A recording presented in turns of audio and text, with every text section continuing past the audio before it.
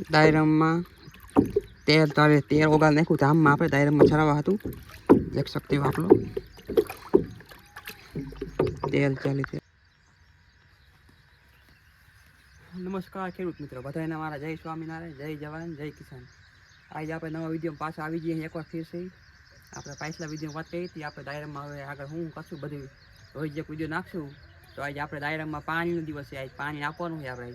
આજ ડાયરામાં 5 થી 6 કલાક પાણી આપશું અને એમાં કયું ખાતર નાખશું એ તમને જાણકારી આપો વિડીયોમાં। તો ડાયરામાં આપણે તેલ જાય તેલ નાખવાનું છે એકરે 3 કિલો 4 કિલો નાખશું આપણે એકરે એટલે આપણે 3 એકર પ્લોટ છે એટલે આપણે 12 કિલો તેલ જાય તેલ નાખશું બગીચામાં।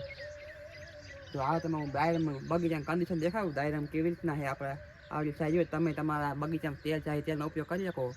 અને તેલ જાય તેલ નાખ્યા પછી એ શું કામ કરે કેવી રીતના વર્ક કરે એ બધું હું તમને દેખાડું। તો પછી આ તમારા બગીચામાં દેખાડી દઉં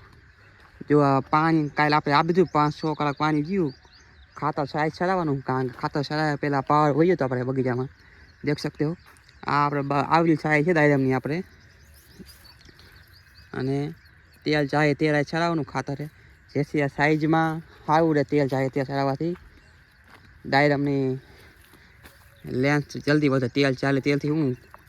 ને જમીનના મૂળના વિકાસ થાય અને ફળ જે હોય ને આપણે ડાયરામાં આવેલું ફળ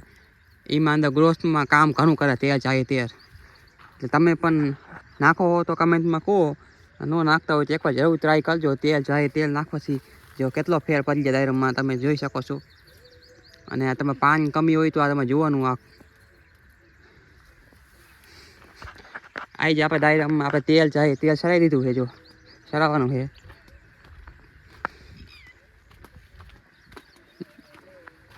દેખ सकते हो આ ધામમાં આપણે ઓગાળ્યું તેલ જાય તેલ આપણે ચડાવી દઈશું પછી આપણો પ્લોટ છે પછી આગળ હું આપણે આમાં સારવાર કરશું એ બીજા વિડીયોમાં તમને દેખાડું। તબ તક કે મિલતે બાય બાય જય જવાન જય કિસાન।